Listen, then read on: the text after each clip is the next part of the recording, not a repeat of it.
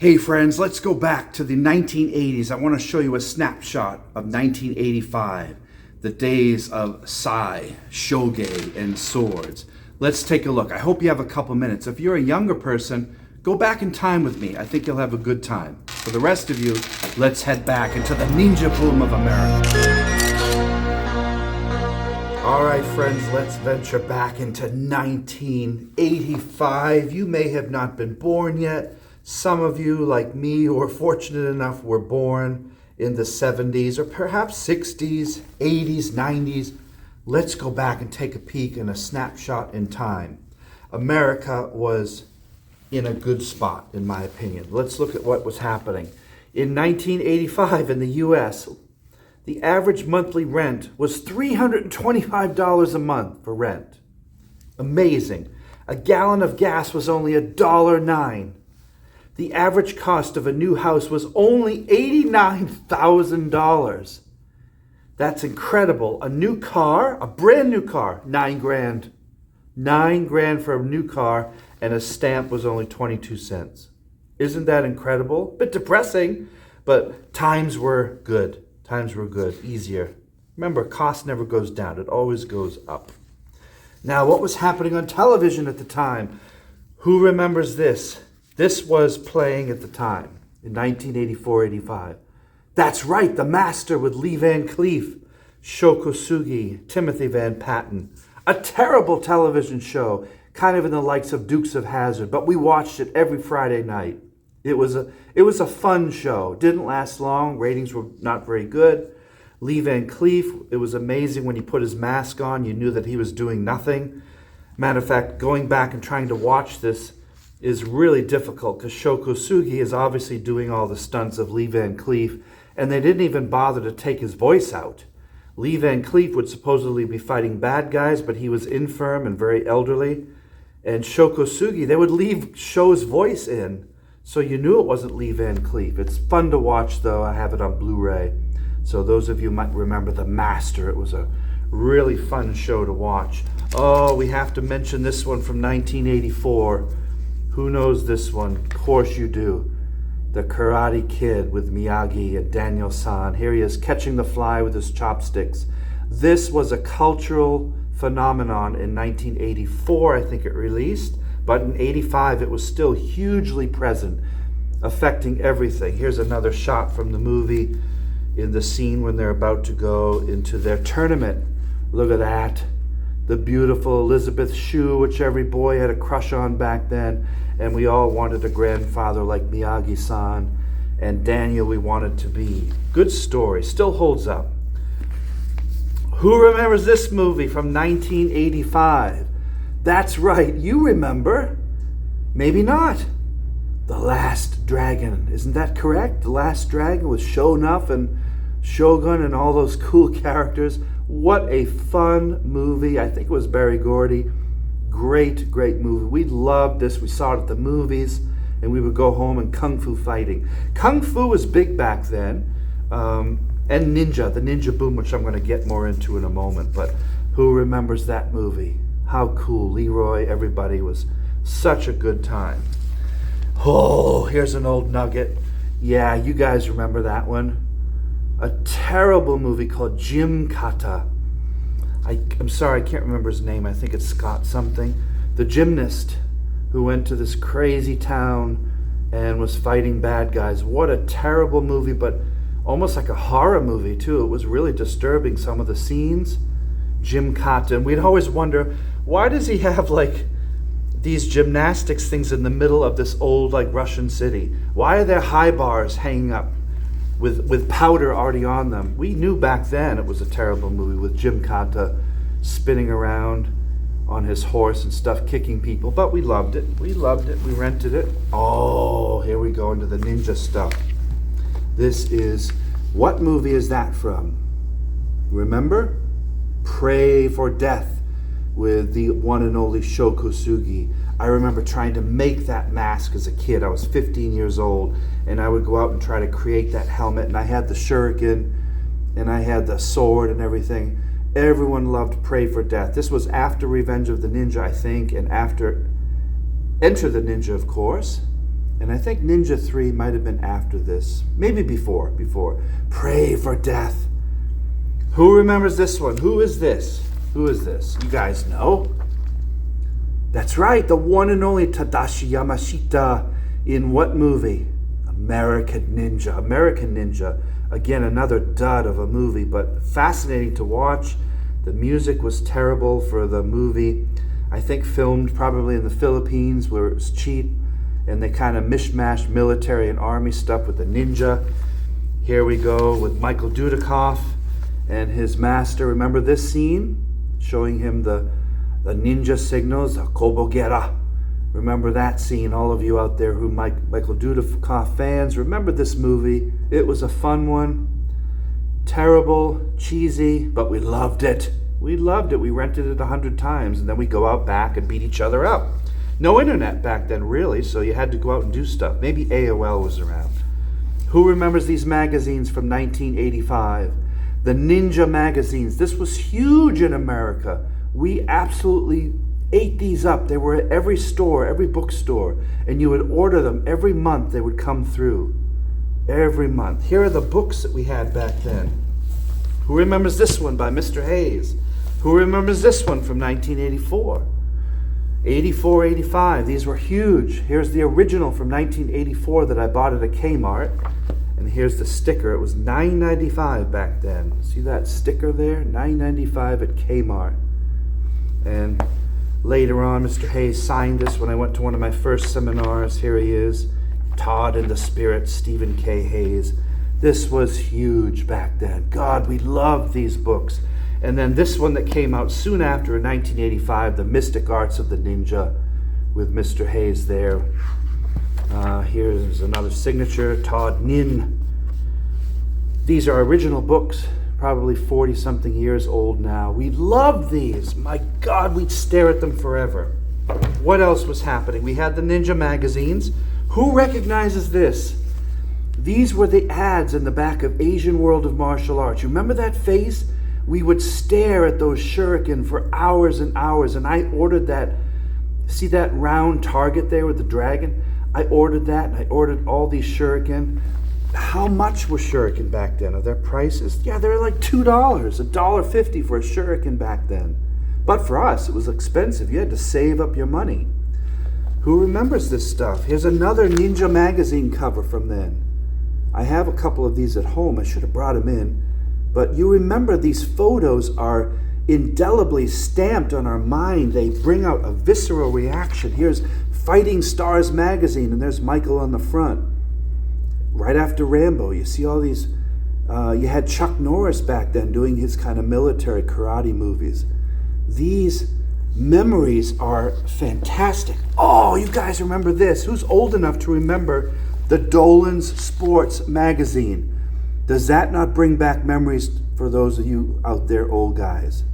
Do you remember staring at this magazine and trying to wish and find jobs wherever we could, where we were mowing lawns or shoveling snow so we could afford these Ninja tabby boots? Do you remember this? Here's the inside of the magazine. Look at the inside of it. This was so exciting back then.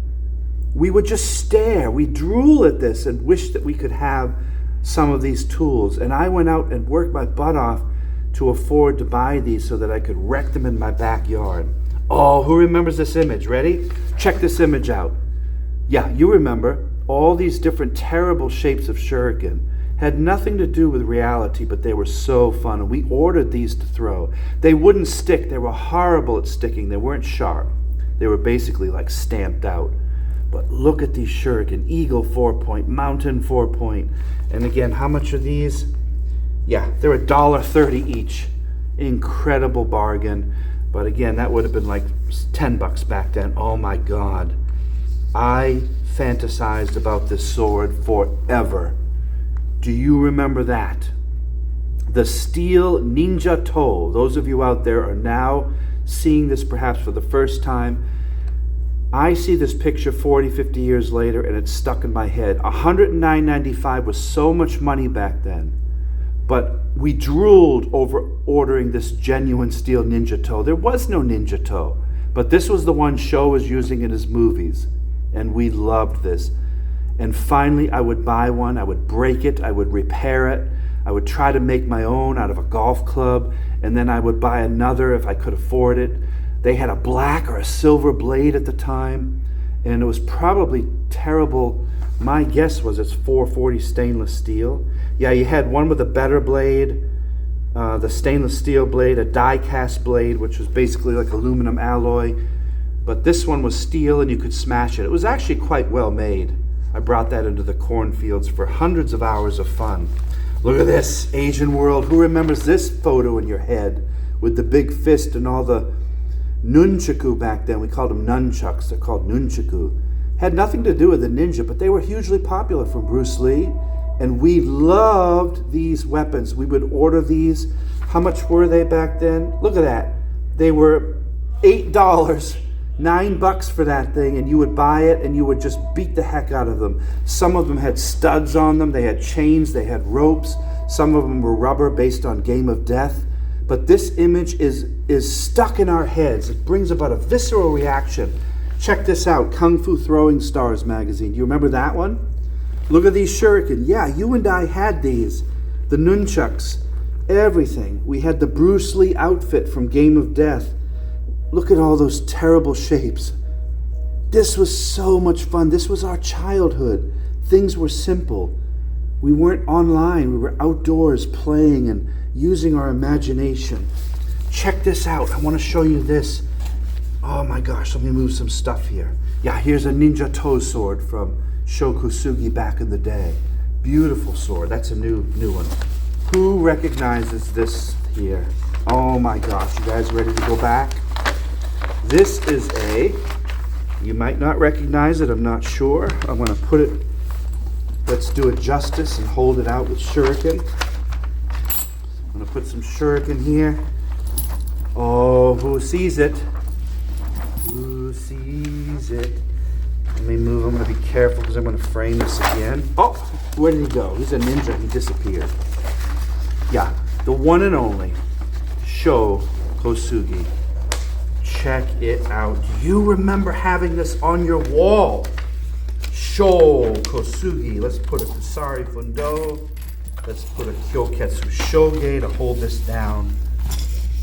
Shokusugi, the man, the myth, the one and only movie star, inspired thousands of us out there at the right age.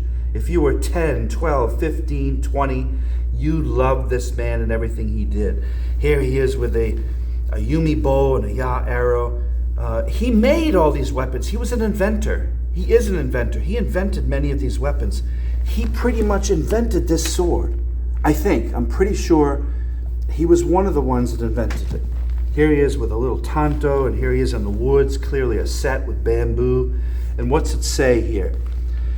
Let's see if I can read it upside down. Behind the thin bamboo stalk he hides, invisible to the watchful eye of the enemy, not breathing and blending with the what?